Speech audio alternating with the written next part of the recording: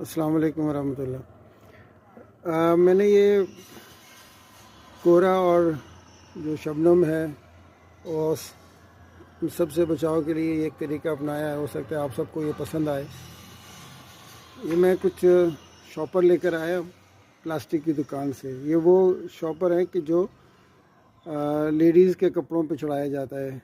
उनके कपड़े जो फैंसी ड्रेसिंग होती है ना, तो उनके लिए इनको इस्तेमाल किया जाता है। वो मैं लेकर आया और मैंने ये कोहरे से बचाने के लिए इनको ये ऐसे, ये ऊपर टेरेस है मेरा, उस टेरेस में मैंने ये पौधे रखे हुए हैं।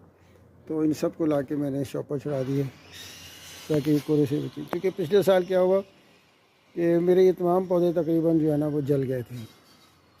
तो इन सब को मैंने ये शॉपर ला के उनको छुड़ा दिया। ये देखिए, ये सब मैंने इनको शॉपर कर दिया और अब इसके अंदर नमी